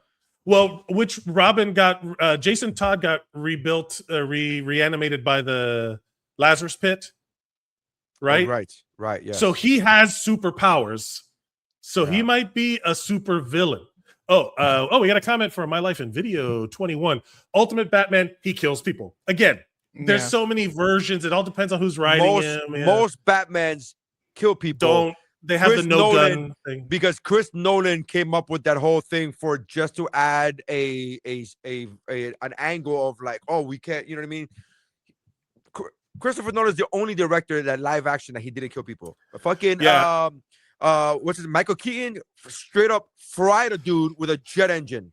Straight up fried him with a jet engine. He killed him. That guy's dead. He blew up a guy he killed a clown with a dynamite stick, threw him down an alley and fucking blew up. That guy's dead. That guy's dead. Please. Every Batman except for Chris Nolan was killing people. Chris Nolan came up with that. I don't kill people bullshit. Every Batman kills people except for him. My favorite like chain reaction of that is when you play the Arkham games, where Batman is straight up like snapping necks and breaking bone, he's leaving these guys. That man is a vegetable for life. You should have killed that guy. When you do that investigation mode, they show the heart still beating, and he's like, he's incapacitated. I mean, he's gonna die soon. You need to call 911. He needs medical attention. He's like, no. I need to finish this level first. I need to finish this. This is a whole level. There's a Riddler trophy over there that I gotta go get. I'll call the cops. I'll call the ambulance after. I'm sorry. There's a riddle I'm sorry. I got gassed by the scarecrow. I wasn't in my right mind. So funny. But again, in terms of it, like how you define it, that's just some arbitrary. Like I came up with a rule, right? Because it's some box to put things in. Like a metaphor is a tool for understanding. So are subjective boxes that we put stuff in.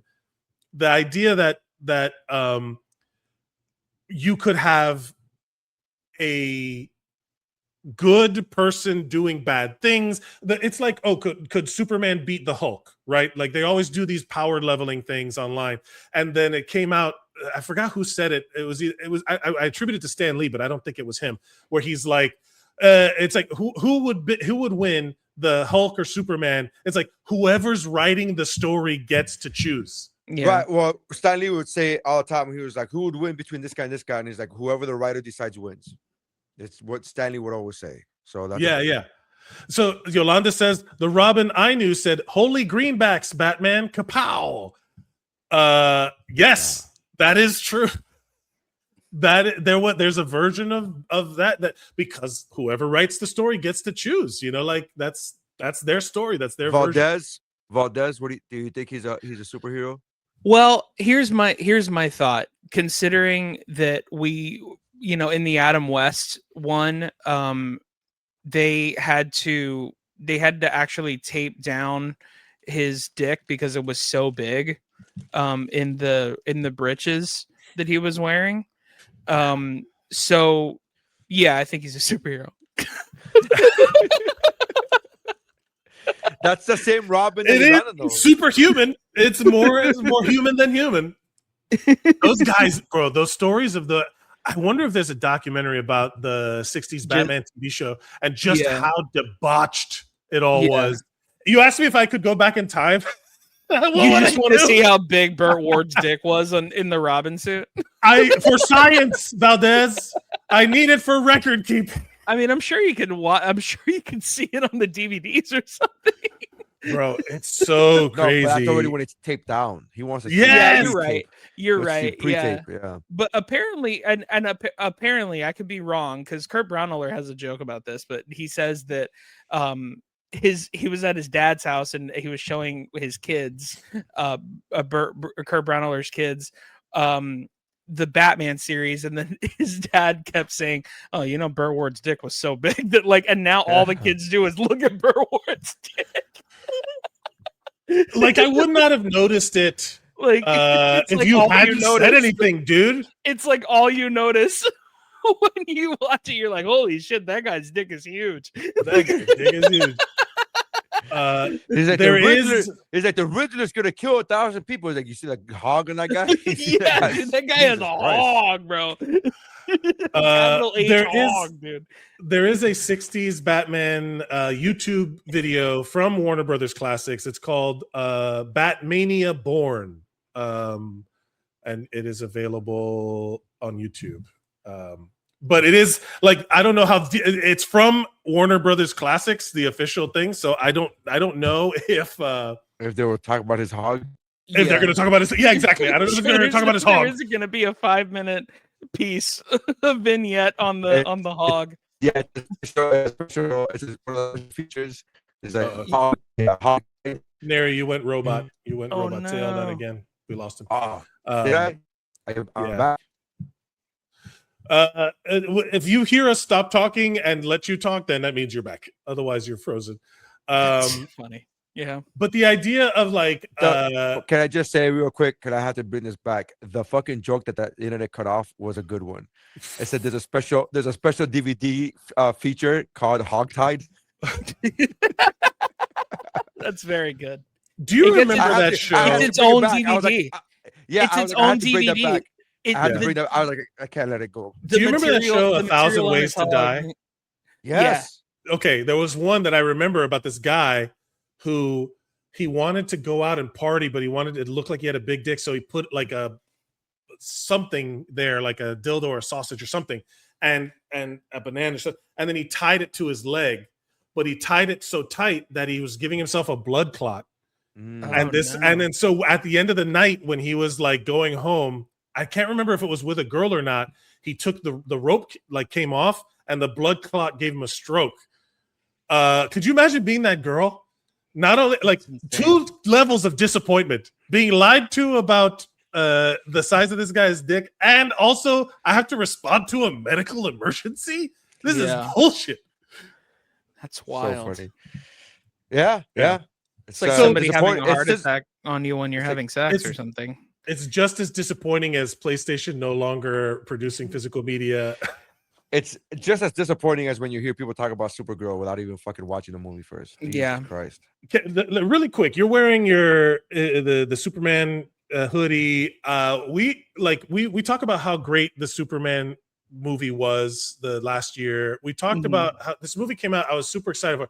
My problem with all of this discourse is what we were talking about earlier, going to pivoting to Supergirl, is that there are reasons to critique any movie. and they're getting drowned out by the dork ass losers online who make it about this woke shit. But like the movie itself, you know, like I feel like I have to defend it from those dorks, but then it's also like, yeah, the movie's perfect, and I'm like, easy, you know, like it's like it was a fun movie. I thought it was a good. Here's the problem that I have. One, it was a fun movie. Two, I generally liked the movie. I thought it was a really good movie. Were there flaws in it? I think that my biggest nitpick of the movie, two nitpicks that I have of it, is like Lobo was there for no reason. No reason. No reason. And I legitimately thought I don't want to say no reason. I think the reason is so they can introduce the characters so they could put him in another movie later. That's it. It was just like he might as well have been an end credit scene.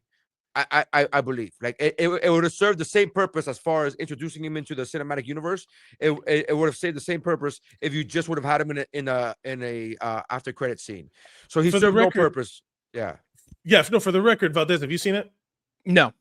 Okay. I'm not speaking. I'm not giving details. I'm not giving details. It's fine. No spoilers. And then the other thing that I nitpick is, and I know this isn't necessary for the character, but I thought they spent a little bit too long on her drinking it up thing. Like like the party thing was a little. I felt like it was a little too long, and by that I mean the whole thing, her being drunk was probably 8 minutes, 9 minutes, if I'm being real. And to me, it felt a little too long. Those are my nitpicks of the movie. Yes. The rest of the movie was fucking dope. They took away her powers in a smart, creative way, right? They did fucking it was awesome. It was fun. And I had this one comment from one guy in the line where he was like, I don't go to these movies for just simply fun movies.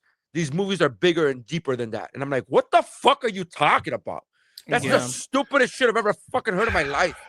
Let's talk about this for a second. A superhero movie has to change your life. It's cool if it does, but that's what you're talking about. Like it has to change. Get the fuck out of here. I don't know about okay. So let me zoom out a little bit, because if you don't know what's going on, like we're all nerds here, but we don't like the pop culture world. Superhero movies have become the only movies that people go see in the theater.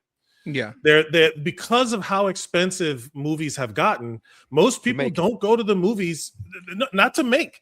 They are money laundering fronts for whatever. But the reason why people like forget about why they're so cost prohibitively expensive that you don't go to the movies anymore.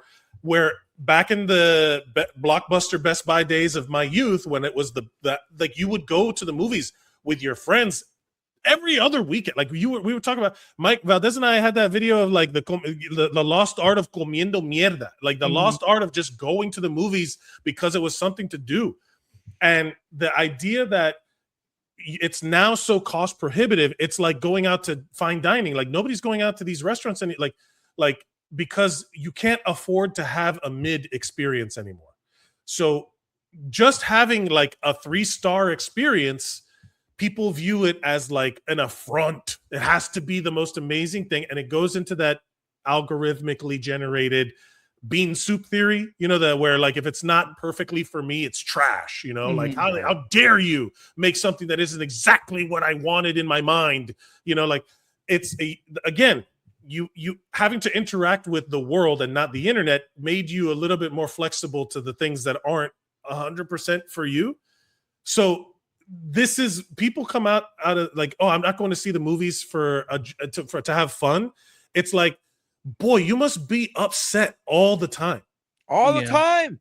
And that's what's happening. What is your life like that you like this movie? Like it's literally a comment on my Instagram feed. I don't go to these movies for them to be fun. A movie to be fun and cool is not enough anymore.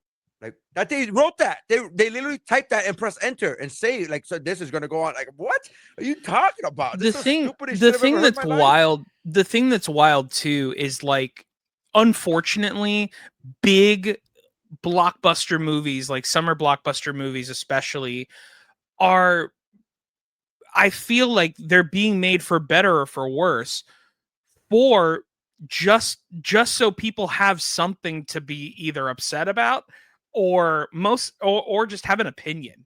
Like, because ultimately, like, all anyone cares about is like how can I get my opinion off on this? Because here's the truth. Every person that saw The Furious only has good things to say about it. If they don't have good things to say about it, it's because they haven't seen it. Right? All 37 people. Exactly. That movie made $5 million in the United States. That's pathetic. Yeah, like that's really why we bad. don't get good things anymore. Yeah. That's why we don't get good You want things. to know my perfect example of that is the movie The Nice Guys. I The movie love The that Nice movie, Guys is such a good movie that it could have sparked a series of movies. I'm not talking about a universe. I'm talking about like back in the day when you had 48 hours and then they were like, hey, you know what? Let's do it again with another 48 hours. Yeah. Like, just make a movie that people like again, you're right about the Lobo thing. So for if you don't know, Supergirl was an adaptation of the Woman of Tomorrow comic book series. It's the comic that came out not too long ago. It's fairly recent. Before that, there was like the Supergirl was, they had the WB show, which was, fun and campy, and it was very much like a oh shucks, whatever. But the Woman of Tomorrow comic is about she's just as strong and capable as Superman is. She's just as strong. Her powers are they're slightly different, but she is not oh shucks ho hum, Kansas farm boy, because she lived through in the comic book, she lived through the death of Krypton and Argo, which was the city that they saved for a while, and then she now has the PTSD of that loss that Clark Kent Kal-El does not. Right. And in the comic book, they don't have Lobo in there. It's literally just about her and this girl who they share stories. And also the Ruthie character in the movie was not like, they should have spent a little time on Ruthie too. I wasn't a fan of the actress that played, like the performance. I won't say the actor, the performance of Ruthie in the movie. Like I was like, oh, it fell a little flat to me. I was like, oh, I wish it could have been. I wanted it to be more engaging. But the idea that you don't need a Lobo, you don't need a Lobo. But again, I think I'm okay with this. Is why I'm okay with Lobo in the movie, because was he unnecessary? Yes, but he was only there for 5 minutes. How much screen time did he have? He was only, so the unnecessary part was only in and out. Like I didn't. Okay, fine. Marketing wise, you want him in the movie to sell the movie. You want him in the movie to introduce the character that people love. People love this character from the comics into the cinematic universe. So I get from a business perspective why you had Lobo in the movie, but Lobo had nothing to do with this movie. It was because Jason Momoa is friends with James Gunn, and he was like, "I want to play Lobo," and they're like, "Yeah, we'll squeeze you in," because it doesn't really matter if he's there or not. What a fun little thing! And it was a fun little thing. A fun little thing. Now they're also, God, I don't want to get into spoilers, but they changed some aspects of the story, and I get it. I'm okay with that. I'm okay with that. Sure, I'm not okay. Again, people are like, oh, they have to stick to the comics, and it's like it depends on who's writing. Like, think about how many times, like Absolute Batman, like this, My Life in Video 21, Ultimate Batman kills people. Yeah. And I was Dark Knight, the Batman the Animated Series, Kevin Conroy. He was like a lawful good person. He didn't kill nobody. That's my Batman. But everybody has to have a version of these modern mythologies, right? So if they make this story where Supergirl is this complex layered person, it's like, of course it's going to be different because it's too university. If they would have just told a story without, I understand they had to include the Superman in there a little bit. I understand they had to include her time on Earth and why she's away, but also like there's aspects that they changed that I liked and aspects that they didn't, and I would have preferred if they would have just stayed very tight on that story. And you're right, the partying thing went a little long, but it's like, okay, she's damaged. Good, go. Now have it be a character relationship. Correct. Like have that girl, like, I don't know how much to say because it's not a spoiler episode, but it's also like the bad guy. So the bad guys are a child trafficking, women, like the worst abducting, are the worst people. The worst are the worst people. And then you hear some people complain about like, oh, they made it woke. And I'm like, that's a bad guy. Like that's a bad guy thing to do. Are you too used to defending it in real life for your guy that you think is good? that this is causing you friction, that deserves some introspection, guy. That, you know, like, what the hell is it's like they're literally murderers, rapists, and child traffickers. It's like, is someone talking like that scene in Euphoria? I'm like, is this fucking play about us? Yes, it's about you. You idiots. You're the bad guys. Oh my god. By the way, I don't know. There's plenty to like, there's plenty to not like. But again, the statement of like, I don't just go to movies just to have a good time anymore. They have to be bigger than that. Is that to me is a ridiculous statement. It's so ridiculous. It was a fun movie. I will say this. I don't know if I would have paid. I paid for the IMAX, and I paid. I don't know. Again, the movies they made separate from the business practices of movies today, because I don't know if I would have paid full price for that. I went on a weekday during the discount times, matinee times, right? And I still paid like $30 to see it in IMAX. I want to go back to see it again tomorrow. I saw the day it came out, and I want to go back to see it again tomorrow. I want to go in an AMC theater so I can get the dick cup. That's what I'm looking forward to. Yeah. You want the dick cup? You want the foreskin cup? Oh, I need that dick cup. I need it uncut. I need it uncut, baby. I need it like fucking like Robin's hog. I need it like Robin's hog. Just you need a Gentile. You need a Gentile popcorn bucket with the foreskin intact. Also, do you think when Jason Todd went into the Lazarus pit that he got his foreskin back? Like, do you come back full? Well, no, because the whole thing from the Lazarus pit, you come back missing pieces, right? You come back missing your soul. Imagine you go in with foreskin and you come out and you're like, what the fuck is this? Oh yeah, while I was down there, I thought you circumcised a corpse? I just did it a little bit. But in all fairness, in all actuality, Supergirl it says Supergirl will lose $125 million. Yeah. I just want to read some of the headlines real quick because I just Googled. It's such a Supergirl. shame because you know what happens now. This is a lot of people now. The business of movies is so much so that they'll go see what's popular before they'll go see what is rated good. And so a lot of people will see like, oh, that movie didn't do well opening weekend. It must not be good. They equate those two things with being the same, and they're not. And it's a fucking shame. Same thing we were talking about with that other movie, right? That is fantastic. Everybody who's seen it loves it, but only $5 million. Like that's like you have to like you should go into a movie because you feel you want to see the movie. And if your desire to want to see a movie is lessened or dampened because a lot of other people didn't go see it, that's a fucking shame. That's a shame, dude. This goes back for us. Like I can literally point to our pivot point as friends, you, me, Nery, when we went to go see Fan Four Stick, and we were like, "This is fine. This is a good movie. It's fine. This is fine." I watched this goofy shit. It's like it's not like the movie didn't go home and poison my dog and shoot my mom in the head. Like it's just a movie. But also up until that point, it was competing with the shitty ass other Fantastic Four movies, which were shitty. Which were fine of the era, were dumb. They all that's up. Like you could clearly see the marketing product that it was. Like, what are we doing? Mediaopoly. It's all these big corporations just cranking out stuff to keep our eyeballs peeled, so we dump our money into them. It's it. Here, hold on a second. I gotta put my fucking tinfoil hat in. Put the scene from Live Free or Die.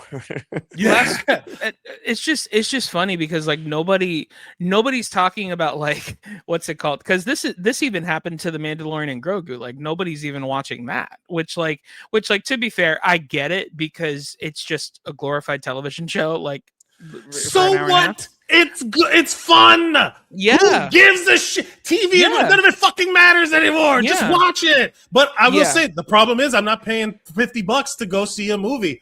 Exactly. That's just too much money, man. It's just too much. My biggest issue. I wish I was only paying $50. I got 3 kids, bro. I can't. I fucking wish. Right. I would take that $50 movie any day of the fucking week, bro. Yeah. Jesus Christ.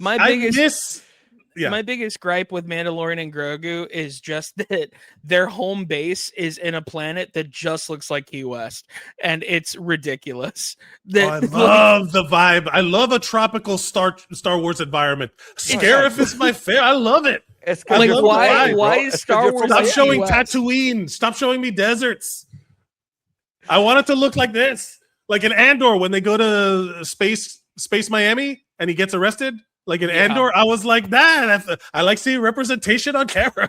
That's so I like weird. seeing my home. Yeah. Just to dismount off of this topic. So here's the headlines that I read when I type in just Supergirl into Google News. The first thing is because it splits it up into sections. Helen Slater, the original Supergirl, which if you go back and you watch that original Supergirl movie, it's wild. Yeah. She's like, yeah, she's great. She like folks are dumping on the new Supergirl, but original Supergirl star supports Millie Alcock amid box office setback.